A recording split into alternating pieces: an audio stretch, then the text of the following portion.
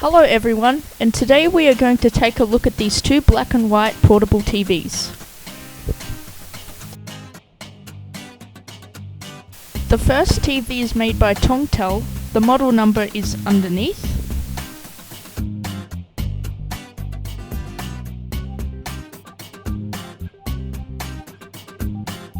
And the second TV is made by GAF. I'm pretty sure these are generic brands which redistribute the product.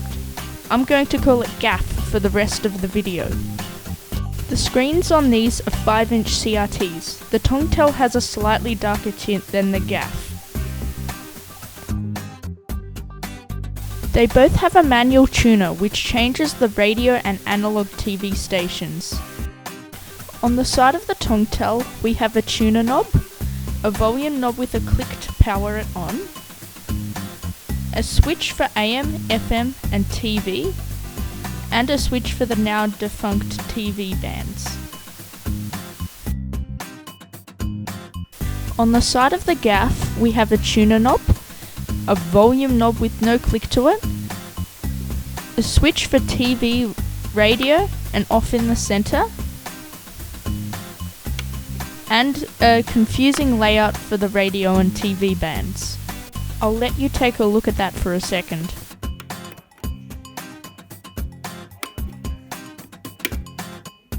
Moving to the back of the Tongtel again, we have a 12-volt DC jack, earphone, an antenna plug and screen controls. Now on the back of the GAF, we have the same as the Tongtel with the addition of audio and video in. The GAF is better for this reason. I am using this 12-volt 1A power supply that came with the Tongtel for the tests. It seems to overheat on the GAF after a while. Oh well. They both have an extendable antenna for better radio signals, though the radio in this isn't that good. Have a listen for yourself.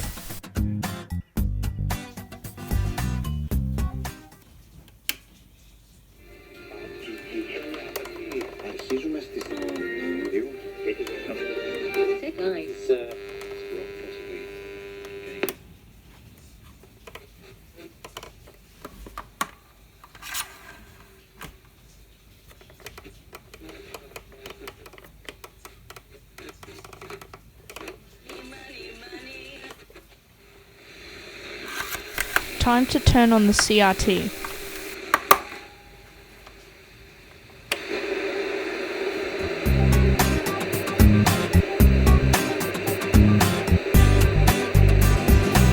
It seems to work pretty well for an old and cheap TV. The only reason why it is flickering is because of my camera's refresh rate.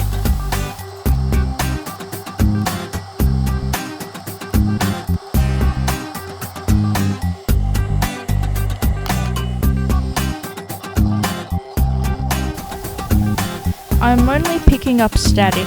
What was I expecting? I can though pick up the occasional radio signal.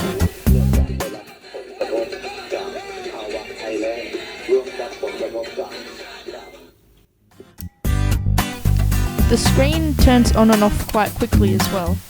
That's after it's been heated up, obviously. Time for the GAF.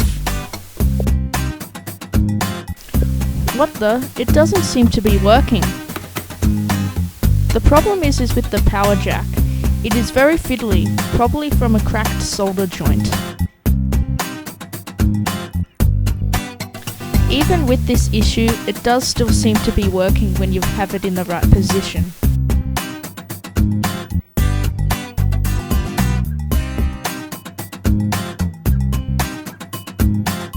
The radio in this one also works. 41 Creek, also had around 30. A number of the Dandenong areas have had around 20. Time to plug it into my PS2. The wires seem to be stuck on something. Oh, hello there.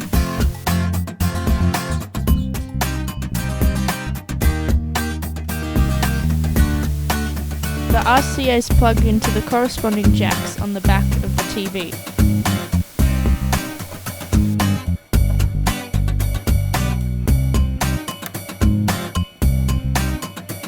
Also, with the Tongtel, this should be easy, right?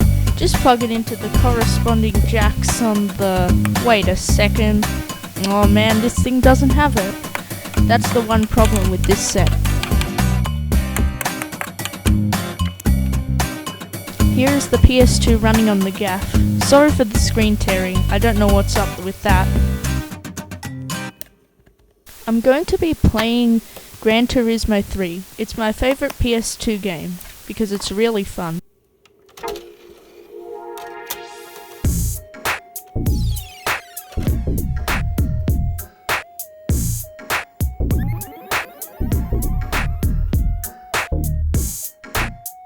Sorry Tongtel, you're out in this bit. Boo. There is a contrast issue on this.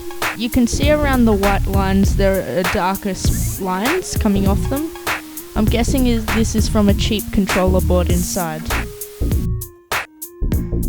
This screen is supposed to be black, where it's actually grey.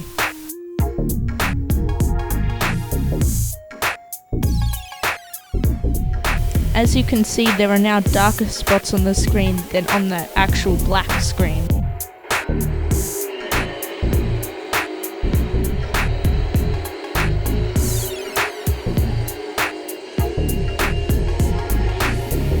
The picture quality on this isn't actually too bad. You can clearly see the numbers and text on the screen. Just remember, this is a 5-inch TV. A very cheap one, that is.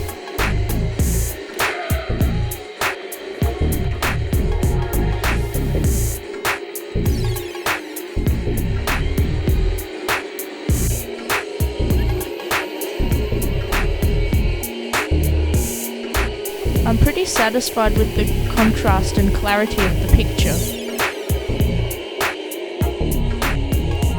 On the gaff, the speaker has a moulded grille, where on the Tongtel it looks like it's been hole punched. Same goes for the vents, like the ones in the handle and on the back of the TV. Hello again.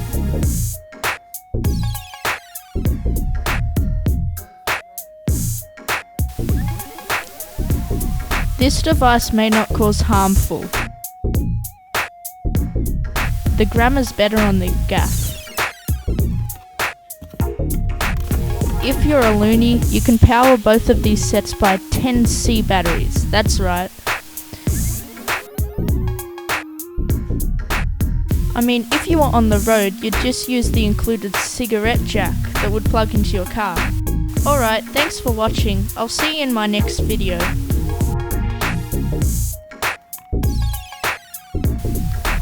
I forgot to turn this off.